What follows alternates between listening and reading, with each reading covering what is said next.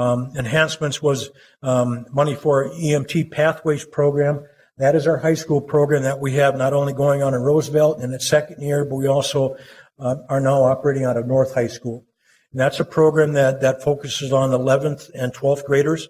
And in their junior year, they will start a basic anatomy type EMS or emergency medical program along with terminology and going through a basic first aid program their first year as juniors. Their second year as seniors, they'll come back and they'll complete an EMT class, at which time upon graduation, and if they've achieved the age of 18, are going to be allowed to take an EMT test, will be EMTs, and then will be, after graduation from high school, would be in a position to, quite frankly, be hired by many of the healthcare providers we have in this community and or potentially compete for a position on the fire department. So this is all about giving kids an opportunity, hopefully introducing them to a career in the fire service and the potentials for that. I will say that in our Roosevelt program, we had last year 2 of the students that were accepted into the St. Kate's medical program this year as freshmen at St. Kate's. I hope to bring those 2 back as urban scholars and give them an opportunity to maybe continue and to stay connected to the people who choose to in our department. The Emergency Medical Services Academy is in collaboration with the Minneapolis Foundation. That is going to be an age group of 18 years of age and older. We give an opportunity of young adults to start a potential career in emergency services and going to an EMT class. There again, upon graduation, we'll be given an opportunity. We'll be in a position to have a good wage earning job. We'll have something that I think will be very important and maybe gives them a little bit of hope for the future. Our Community Outreach and Explorer program, that is going to be from ages 14 to 21. That is going to, hopefully we can touch kids in the inner city or just in the city who maybe never even thought about having a career in the fire service, who may want to have an opportunity to go into a fire station on a Saturday morning and meet some firefighters.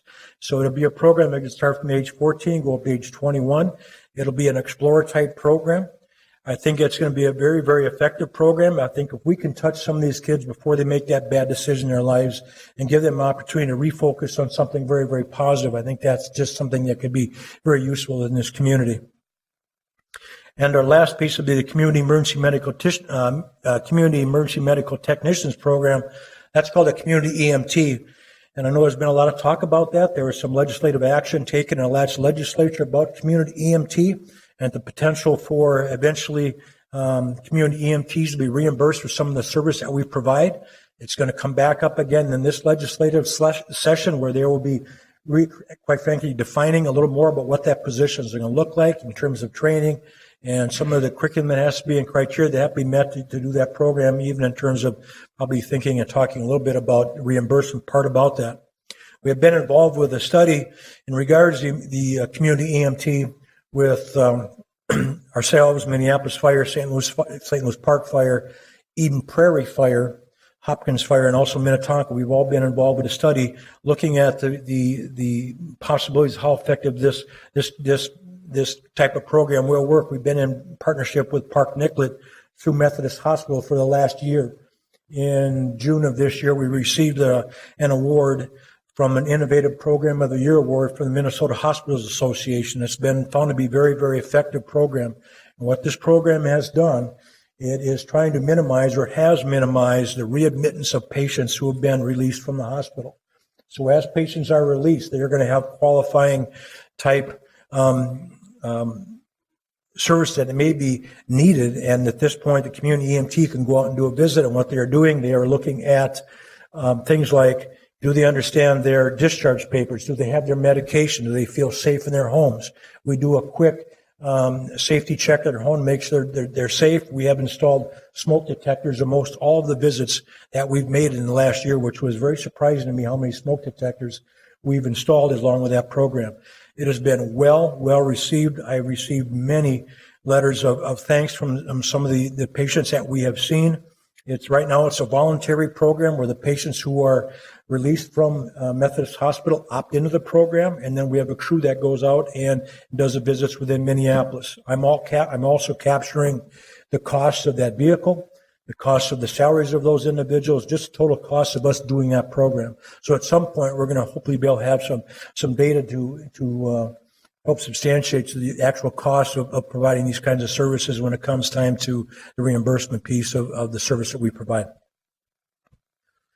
Moving down to training and recruitment, this is something that we face every day when it comes to our retirement timeline and our workforce plan. This is a plan that we put together about 3 years ago when I came back as chief, and I think we keep looking back at it, and we haven't been too far off the mark when we come to looking at our eligibles and the cumulative number of our eligibles to retire. That has been fairly accurate. This year, in 2015, we are certainly probably retiring a few more folks than we thought. Our assumptions were a little short, and by the end of the year, I know that we're going to lose an additional 5 more firefighters. So we're going to be in 2015, we are going to probably lose around 20 firefighters retirement this year. And the workforce plan, there again, we are building that hedge against attrition, and this budget allows us that flexibility to do that, to hire up, because we are going to hire up a little bit, and then we are going to trit right back down. I know that we have a number of people that are going to retire. When we start talking about some of the assumptions that we have to make, we're taking our best guess at some of these, and we really don't know when people are going to retire. We may hear some rumors of people retiring, or we've had folks walk in at 3:30 in the afternoon and say, I'm going to retire at 4 o'clock. And so it's very challenging when those kinds of things happen to us. But it's been, I think it's an effective plan. I think the plan is working. We've looked at it. We seem to be, I think, very close in our planning. I think the biggest thing that we're trying to eliminate with this plan is years ago we created that gigantic attrition bubble by hiring these large classes. We'd hire a class of 30, and then we wouldn't hire again for 5 years, and then we'd hire another class of 35. Well, suddenly we start getting into the retirement side of the attrition. Here come those classes once again, and they're all ready to retire. Now we've got this big bubble of retirees that are willing to walk out the door. So by us putting a good, effective plan together to hire smaller classes more often and not get to a point where we have to hire a class of 30, I think is a way we need to go. It's hopefully we'll set this up for the future so the next fire chief standing up here doesn't have to decide how to deal with this gigantic attrition bubble. So if we keep on this course, I think it's a very effective course, not only to meet the demands of today, but I think it'll also meet the demands of future services that are going to be important to be focused on, especially when you look at the numbers of people who soon be living downtown over the next 5 years. We're probably looking at 60, 70, 80,000 people living just downtown. So I think we're going to be in a position to be able to adjust to that, and I think that's important to look forward, to lean forward in terms of that. So that is it's one of those challenges that we look at almost every day.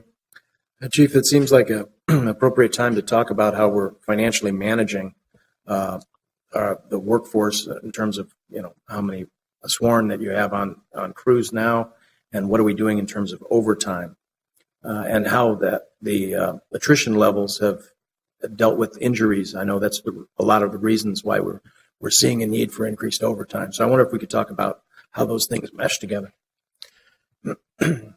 Chairman Quincy, as far as our overtime this year, what is the attrition numbers have certainly been up. Right now our number today is at 415, a little bit, actually about 412 today as I speak. By the first of the year, our authorized strength is 406. By the first of the year, I plan to be, it looks like we may be down as low as 407, 408. So we're going to be in a position to that trigger point to now hire back up again and then attrit back down. And that's sort of the continuum of our plan. This year, with the impact that we've had a reduction in our cost of our IOD injuries, and so with that reduction and also being able to maintain this hedge against attrition, today I can pretty safely say today that we're going to have a 49 or 50% reduction in our overtime costs from last year to this year. Now that is subject to change depending on a lot of different impacts. One large event could certainly change that, but as of today, we were looking at it, and we're looking at about a 49% savings on our overtime. and we're looking at about a 38% reduction in our IRD injuries. So that is something that is certainly has impact. When we are allowed to have that hedge against attrition, we get a little healthier, and crews have done a really good job of coming to work. It starts to have impact, which allows us to do some other things, and I think and we can move some of that money to other parts of our budget, which are challenging to us. So I think it's something that a lot of credit goes to our crews in the stations for doing a very effective job, and to Luke and my staff for working through all of the hiring issues that we do have. We certainly starting to pay some benefits.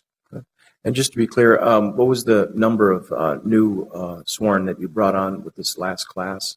And then what's the plan for 16? What's the hiring plan for that? Right now we were at 400 and actually 412 today, 415 today.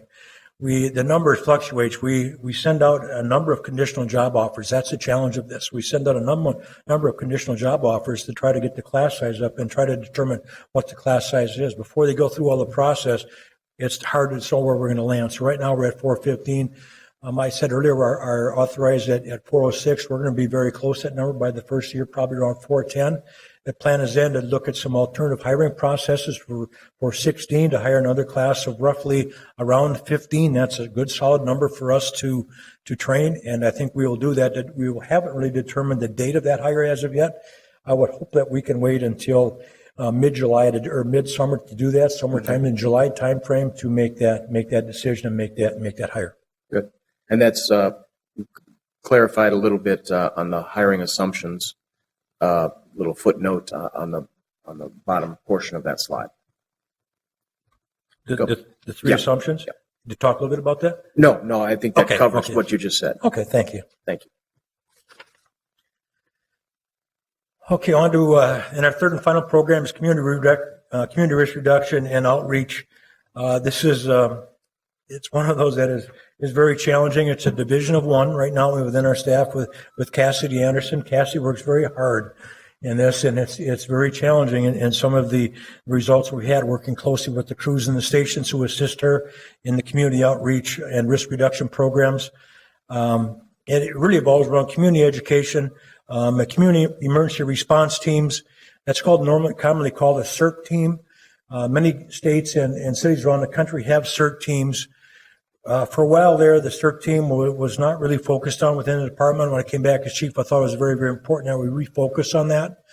Right now, thanks to Cassidy and assistance of members of the CERT team and members of our department, we have got a CERT team now that consists of approximately 300 members that are as part of the community emergency response team. So if there was an emergency need in the community, say we had, for example, a tornado, and it was very challenging for first responders to get in certain areas, these community response team folks can start working within their community, checking on their neighbors, checking on the welfare, checking on the elderly down the street that may need some assistance. So those are the types of things that the CERT team can play in our city. I think it's very, very important that we maintain that level. 300 is a big group, but I tell you, within that group, there are many volunteers who work very hard to put together rosters and call out procedures. So internally they are working, and they're all volunteers, and are working very hard internally, coordinating through Cassidy to put together an effective team. So it's an effective tool that we have to use within the city. And again, works very hard with community education, working with highest needs population, juveniles, non-English speaking residents, low income, and of course the aging populations. And I'm going to get a little bit right to the graphs when it talks about, next slide please. When you talk about the statistics of outreach and some of the work that Cassie and others have completed, if you look at 2011 on up to 2014, in 2014, she made over 8,000 visits to school-age children working with the crews in the stations. That is a lot of kids being talked to. We're trying to touch a lot of people. And adult and family outreach was over 6,000 visits, and business outreach was over 1,600. We haven't compiled our 2015 numbers. We expect them to be a lot higher this year. I talked to Cassie this morning. They will be a lot higher this year. It's a little bit challenging to compile numbers, especially when it comes to school age visits, because many of those visits actually start after the school year starts again. So we start working that up and rolling the totals in. So I'll have those at the end of the year, but it's very important to us, and I think that I can't stress enough the importance of community education and community outreach and role that our firefighters in Cassidy plays with getting that message out. We are right now working on a PSA announcement talking about heating safety and fire safety in the home. That will hopefully be working with communications. That will be starting be done in multiple languages, and we'll start. They will be partnering with other agencies to display that PSA, which is going to go out obviously with events a recent time in the city have been very devastating, and I think it's important that we react to that and put our best step forward and make sure we get that information out to communities that need that. And so we're going to keep working towards that goal, and in terms of the outreach. You can see in the bottom, the second chart, where it talks about the smoke detectors installed. We are working with Urban Homeworks, Community Land Trust, even Meals on Wheels. But these are some of the smoke detector programs and people that are working with us to supply and install smoke detectors around the city. I know Cass, we've done a couple programs on the north side in the Hamilton area where we went up to the community meetings, had homeowners actually sign up to have a smoke detector installed, and working with the Red Cross, partnering with Red Cross and others, we went out, and including our CERT team members, went out and the fire department and firefighters working, we did install a number of smoke detectors in that neighborhood. So we got continuous community projects going on, and some of the savings that I can save and some of the overtime dollars and those kinds of things allows me actually, quite honestly, to buy more smoke detectors. And so we can put some dollars back in, invest back into some of the programs that we do run, and I think it's something that's very vital. It's certainly worthwhile. Last but not least, I've got to the CARS program, and I have to give, working with finance, kudos to this program. I personally think it's the capital asset replacement program. I think it's an excellent program, and I did actually bring one of the piece of equipment they were actually able to purchase with some savings on our budget last year, and working in the CARS program, we were able to spend $1.6 million in the replacement of all of our breathing apparatus. This is a brand new breathing apparatus. It is basically the state of the art, the latest and the greatest in terms of standard. Each one of these breathing apparatus costs a little under $6,000 a piece. And so when you start making these major purchases, we took our time. We looked at a lot of different vendors, committees worked on it, but we had a way to actually come up with a way to make this kind of a purchase within this program, which I think is absolutely exceptional. This is something we're not going to have to purchase, hopefully, for another 15 years. We've made one purchase. These should last 15 years. So 12 or 13 years from now, the next fire chief is have to start figuring out how he or she comes up with the money to replace these breathing apparatus. It's a type of equipment that we bought that we certainly, as technology changes in the future, we can just take this breathing apparatus and add the new technology to it. It's very versatile in that. It's a very expensive piece of equipment, but boy, I tell you, I can't tell you how vital it is in the performance of our job is that breathing apparatus. So thank you, Sam, and your folks for working with us. And so I won't be asking for $1.6 million this year for CARS. Obviously allows me this year to cut that way down. And we just made a request for personal protective equipment, which is our turnout gear. So in these programs, gives us a chance to opportunity to plan ahead, to put a solid 5-year plan together and to be able to better manage our requests. And as we may work 1 year a little bit, and then we can throttle back and ask for much less the next year.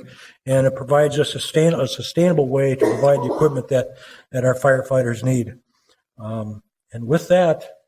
So just to clarify, those the breathing apparatuses, that was purchased through the previous CARS allocation. That was CARS allocation last year. And so the only CARS request that you have on this year's budget is the turnout gear? That's for turnout gear. Okay. That's correct. That's all we have for this year, and that will sustain us, and that will be something that's almost going to be an ongoing type scenario where we budget sort of out within that program and the capital asset piece to be able to there are standards attached to our turnout gear. We no longer can use turnout gear that's older than 10 years old. Right. So once it becomes 10 years, including our helmets, it has to be discarded.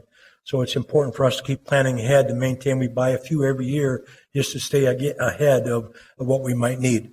We did lose over 50 sets at the Allianz fire in northeast Minneapolis. They were contaminated with oil. So we lost 50 sets of turnout gear.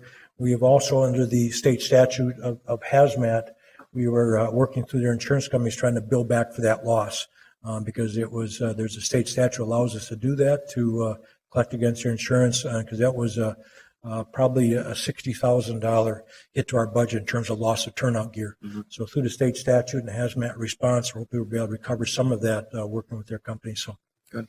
One of the other things that had come up in the previous budget hearing from emergency management was a question from the council president, Mr. Lane, about training or any kind of operations around train rail safety.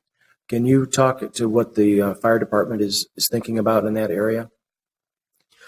Mr. Chair, when it comes to rail safety and committee members, I'll be honest with everyone here today. I'm very concerned about the rail safety in our city and our ability to be ready to respond to the rail incidents. As you know, we have rail, and there's a lot of talk about the Bakken oil trains that come not only from the east side of the river, but now coming from the west side, not only with the Bakken oil, but also the ethanol that comes through the city.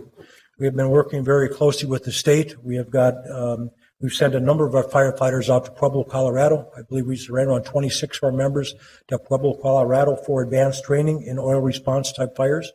We are working very closely with the state. Right now, they are going to bring in training to all of our firefighters at our EOTF. Also, along with that, I also want to expand that and allow our department to provide training to outside departments, also some advanced training in terms of oil response. We are working closely with the railroads. We've had discussion with the railroads about how we as a department can help augment their response. I don't want to have to sit and wait for their responders to necessarily show up if we have a major event. I want to make sure that we are highly trained and put in a position so we can effectively respond to these types of scenarios. We are working very closely with the railroads to do that. They have been, quite honestly, very easy to work with. We do have some rail props existing presently at our training site. They are willing to, we have conversation with them now, they are willing to donate some additional props in that area to assist us with expanding our capability in terms of training and preparation for rail responses. The unit trains are going to come through the city, and we have to. It's my job to position ourselves in such a position that we are going to be able to effectively respond to that, and that is certainly challenging. Along with the Southwest Light Rail that's also coming that same side from the Western Corridor. Well, it's a key priority for the city of Minneapolis, at least this council and mayor. And I know that's part of our bonding request is to enhance that training facility. Yeah, I think to make it available as a statewide asset. Yeah, Mr. Chair, it's something I think is very, very important. I think that that is something that we're in a position to. I think we have one of the better training facilities in the region. I really do. I think we're in a centralized location. We've already a long ways down the road in terms of some of the capability we have out there in our training. I think we can provide advanced training not only to our own departments, but I think to other departments. And I think the railroads recognize that. I think Centerpoint recognizes that we may be able to enter into this partnership to help augment some of their training needs also, along with the other community fire departments. We already have a number of fire departments use our facility. It just makes sense that we continue that and put in that bonding request to hopefully be able to enhance that capability, and that's what I'm looking to do. Good, thank you. Councilmember Goodman, if you could. Yeah, thank you, Mr. Chair. This is not a quiz. I'm just wondering, with all of the publicity with regard to freight and ethanol trains going underneath the Target Center and knowing the Cedar Lake Trail the way I do, and there's fences up on both sides, is the fire department's response to drive the truck over the fence? I mean, how do you get to if there is a rail safety incident in the Cedar Lake corridor adjacent to the building, which is essentially in a trench with fences on both sides, how do you get there? That is, I just had these discussions with Paul Miller from Public Works, just about access not only to this corridor, the corridor throughout, starting from De La Salle all the way out to where the Southwest Light Rail may be coming. And access is something we talked about. And in those, you're correct in your definition, it is almost like a trench. We will have to come in. We have certainly identified areas we can drive in, and we literally would have to potentially drive down the tracks or just off the side to get there. Those are some of the challenges of those areas, especially when you get downtown.